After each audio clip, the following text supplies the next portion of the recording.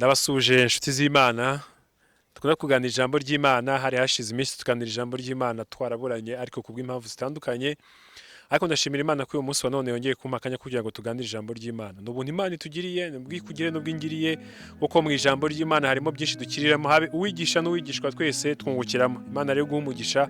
Amazina yanjye ni Pastor Placide cyangwa se Yumvihoze Placide.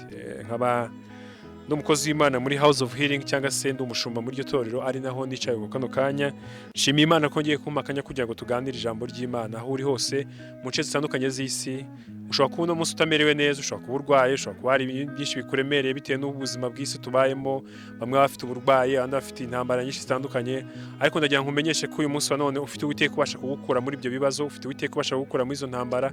Hari imbaraga z'Imana. Umuririmbyi yavuze ngo hari imbaraga z'igitangaza mu maraso ya Yesu. Hari imbaraga z'igitangaza mu maraso ya Yesu. Mu maraso ya Yesu Kristo harimo imbaraga z'igitangaza, izo utekereza ko ziri hariho n'izindi utarabona kandi Imana yiteguye kukwereka. Imana yabwe icyubahiro. Tugiye kuganira amagambo turi busange mu gitabo cya Danieli ibice bitatu. Turahera ku murongo wa 16 twumva icyo Imana ishaka kuvugana natwe muri uyu mugoroba. Ari wenda ushobora kuba uri mu bihe bikomeye bisa no guca mu itanura ry'umuriro, ushobora kuba uri mu bihe bikomeye bisa no kugenda mu mazi menshi, ariko ijambo ry'Imana rivuga ngo nuca mu mazi ntago azagutembana kuko ndi kumwe nawe. Rero kuyacamo kuzayacamo, ibibazo uzahura nabyo uzabibona, ariko Uwiteka azagukura muri byo kuko ijambo ry'Imana ribisezeranya. Umurongo wa 16 rivuga ngo Saduraka, Meshaki na Abedenego basubiza umwami bati, Nebukadinezari, nta mpamvu ituma tugusubiza iryo jambo. Niba ari byo Imana yacu dukorera ibasha kudukiza itanura ry'umuriro ugurumana, kandi izadukiza ukuboko kwawe Nyagasani. Ariko naho itadukiza Nyagasani, umenye ko tutari bukorere Imana yawe. Haleluya. Aba ni Saduraka na Meshaki na Abedenego babwira umwami, igihe umwami Nebukadinezari yakoze igishushanyo mu izahabu ngo agishyira mu kibaya ahantu, atumiza abantu bose bari mu bwami bwiwe. Aravuga ngo nimuza kumva amakondera n'ibindi byose byuma bitandukanye birimo bivuga, muze kubararira igishusho nakoze. Haza kubamo abasore batatu aribo Saduraka, Meshaki na Abedenego, bari barabwiye Imana yuko batazigera bubararira ikintu cyose usibye Imana yo mu ijuru. Uyu munsi ndagira ngo tuganire ku ijambo ryo kutivuguruza ku cyo wabwiye Imana. Kenshi dukunda kuvuga ko hari amasezerano Imana yaduhaye, ukunda kuba hari amasezerano uvuga ko Imana yaguhaye ndetse ugahora uyishyuza, ariko ugasanga wowe ayo wayibwiye ntabwo uyakurikiza. Ushobora kuba udakurikiza ibyo wavuganye n'Imana, ariko iyo ushaka ko ikurikiza ibyo yavuganye nawe. Iyo baca umugani mu Kinyarwanda ngo indyarya ihimwa n'indyamirizi. Iyo ubeshya umuntu birangira nawe, usibye ko Imana yacu itabeshya, ariko ari umwana w'umuntu umubeshye none ejo nawe yakwishyura ikindi kimeze nk'ikinyoma. Imana yacu rero bisaba ngo uyibwire ukuri icyo uzakora. Saduraka, Meshaki na Abedenego rero bari baravuze yuko batazigera, bari barumvikanyeho na Danieli ko batazigera biyandurisha ibyo kurya by'ubwami. Ntibarya ibyo kurya by'ibwami ngo batungwa n'ibishyimbo n'ibindi bintu biciriritse, kugeza ubwo ngo umwami yaje kubareba asanga barasa neza cyane.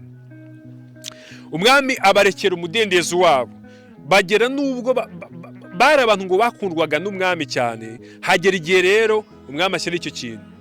Umwami yumvaga yuko badashobora kumugandira, ariko bo bumvaga batagomba kugandira Imana, kubera ko bari barasezeranye Imana ya Isiraheli, ari nayo Mana yaremye isi n'ijuru, ko batazigera bayidisappointinga cyangwa se bayibabaza.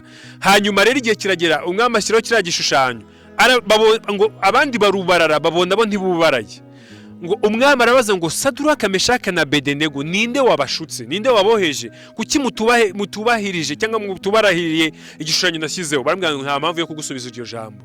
Iyo tugeze ku Mana yacu turakubita, turavuna. Iyo tugeze ku Mana, iyo tugeze ku kwizera, iyo tugeze ku kuvuga icyo Imana yatubwiye, iyo tugeze ku guhagarara ku bushake bw'Imana yacu, nta diskisi haba, nta kumvikana kuhaba.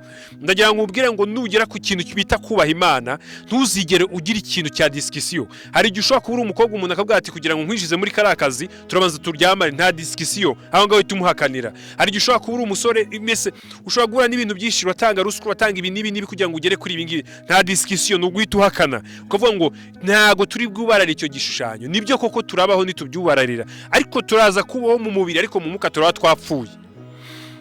Bararebye basanga kubararira iki gishushanyo mu mategeko y'Imana avuga ngo ntimuzagire izindi mana mwiremera mu maso yanjye, ntimuziremere n'igisa n'ishusho cyose. Bari baza amategeko y'Imana, ntimuzagikore ntimuzacyubare kuko ndi Uwiteka ndi Imana ifuha, mpora abana gukiranirwa kwa base nkageza kubuzukuruza n'ubuvivi bw'abanyana, nkagirira neza abankunda nkagera kubuzukuruza cyangwa se ibisekuruza by'ibihe byose. Ruvuga ngo hari abantu uyu munsi none bari kuba mu mugisha wa basekuruza babo, hari n'abandi bantu bari kuba mu mivumo ya basekuruza yabo kuko batubashye Imana. Rimwe na rimwe tukavuga ngo Imana iratwanga, Imana ntidukunda, ariko hari ibisekuru twagiye tubamo bitubaha Imana bikatugendaho n'uyu munsi tukaba tukikurwana nabyo. Ariko rero woweho niba uri kubyiyambura uyu munsi rema ikindi gisekuru cyubaha Imana.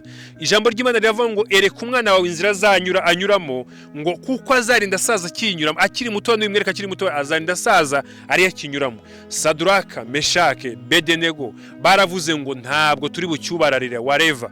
Nubwo Imana yacu itadukiza turabizi ko ibishoboye kandi izanadukiza, niko bavuze. Turabizi ko ibasha gukiza kandi izanadukiza, ariko Nebukadinezari iyo Mana naho itadukiza ntago ibyo turi bubikore. Ibyo kudubwira ngo muri abantu banjye mwibubikore ntago turi bubyemere, kuko niba turi abantu bawe nawe emera wemere ibyo dushaka. Kuki ushaka ko abantu niba turi abantu bawe dukora ibyo ushaka iteka ryose? Hari umuntu ushaka kuza mu buzima bwawe akakubwira ngo reka nkwereke banza uze nkujyane baguhe uduti uzakoresha, dore umuntu wanjye umaze igihe kinini cyane ufite ubuzima bubi ntago bigenda, ufite uburwayi ntago ukira, wagiye kwa muganga biranga, ariko nzi umuntu uguhereza agati akagutongera akagukubita icyuwagiro bikagenda gutya. Mubwire ngo uwo ngo ntago mukeneye. Tuzi neza ko Imana yacu ibasha kudukiza naho itadukiza, ntago turi bwubararire ibishushanyo bibajwe n'abana b'abantu. Saduraka, Meshaki na Bedenego bakoze ikintu cyiza cyane ngo ako kanya nimusoma ku bice bikurikira twahereye 16 kumanura kugera 12, 18, 19, 20 bakubwira ukuntu ngo umwami yazibiranyijwe n'uburakari ngo ategeka ko benyegeze itanura inshuro 7 kurusha uko ryakaga. Gusa Saduraka, Meshaki na Bedenego baravuze ngo mwaryenyegeza mutaryenyegeza n'ubundi umuriro n'umuriro waba waka cyane waba buhoro umuriro n'umuriro, kandi uwaka buhoro n'uwaka cyane ibyo byose Imana ibasha kubidukizamo. Intambara urimo zabe ziteye ubwoba zabe zigaragara nk'izikomeye cyane Uwiteka abasha kuzigukuramo. Imbaraga akoresha mu kugukura mu byoroheje nizo mbaraga akoresha mu kugukura mu bikomeye. Ntagire ikigutera ubwoba uyu munsi inshuti yanyu. Baravuga ngo ntago turi buze kubarara, babajugunyamo. Bamaze kubajugunyamo kuko iryo tegeko ryari igikubagaho nimukomeza hasi ngo ibirimi bisumira bari baje kubajugunyamo barapfa.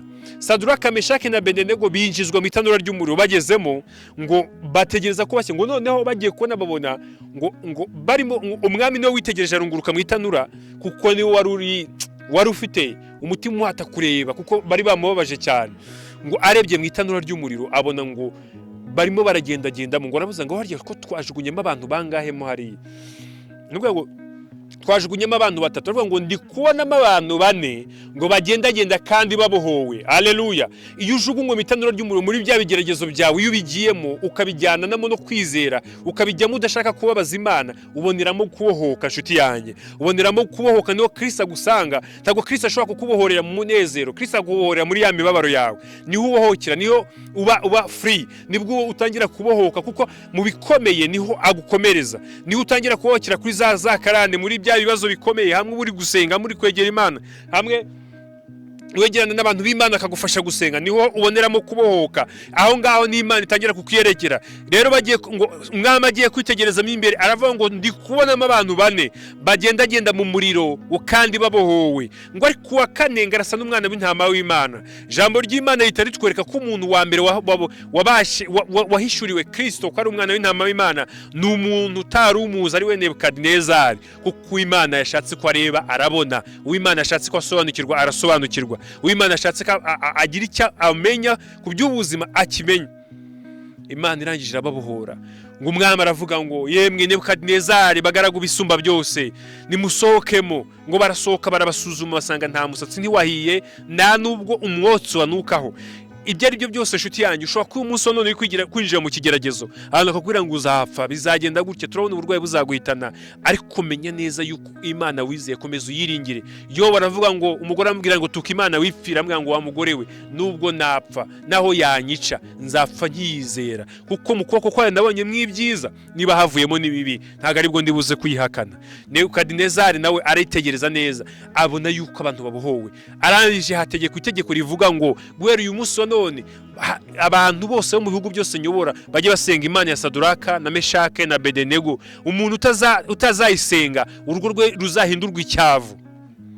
Dukeneye abantu bahesha Imana agaciro kuri icyo kigero cy'uko abantu bavuga ngo Imana yaba ari y'abantu, Imana yabizera aba ari yo yizerwa, bikajya mu mategeko bikavuga ngo abantu batazajya basenga urugo rwabo ruzasuzugurwe kuko batazi Imana. Kuko tukeneye abantu bafite imyitwaro ituma abantu baza ku Mana bavuga ngo ndumva ashaka kumera nka kanaka. Umuntu wese uzaba utameze nka kanaka azasuzugurwe, nta cyubahiro akwiriye, nta gaciro akwiriye, kuko bariye mwene uriya niwe muntu dukeneye kuri iki gihe. Kuko umuntu wubaha Imana imuha indangagaciro nk'izayo.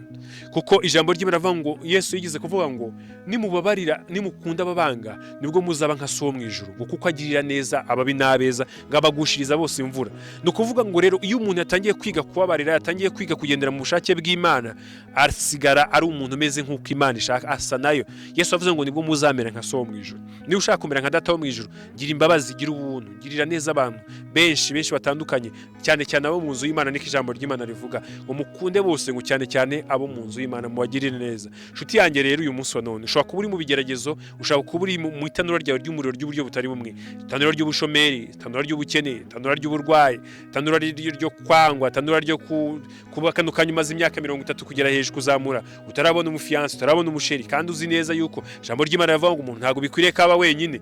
Ubwo ngubwo ryo n'itanura ryawe urimo, ariko ribe muri kumwe na Kristo. Yego bigaragare ko byibuze wagiye muri umwe ariko urisohokanemo na Kristo. Ahari abantu bari kukwinjiza mu itanura ry'umuriro nabo bazatanga amategeko avuga ngo mumwubahe Imana yiwe aba ariyo muzajya musenga. Imana yawe kugira ngo yubahwe ni wowe bigomba kuvaho. Imana yawe kugira ngo ihabwe agaciro ni wowe bigomba kuvaho. Imikorere yawe n'imyitwarire ntago ari byo tuvuga, ntago ari byo tugenda batubona. Yesu yavuze ngo muzamenyera ku mbuto zabo. Imbuto wera nizo zonyine zibasha guhesha Imana yawe agaciro. Ndimo ndasoza ndagira ngo nkubwire ngo uyu munsi wa none iri tanura urimo ntago ari ryo kukwica, ni ryo kugira ngo Imana ihabwe icyubahiro. Hari igihe Yesu yigeze ko ari kumwe n'intumwa ze ngo baca ku muntu umeze nabi, wari ikimuga, yaramugaye, ufite ubumuga. Hanyuma barabaza ati ari uriya n'ababyeyi be ninde wakoze icyaha? Ahangaha ni Yesu avuga ngo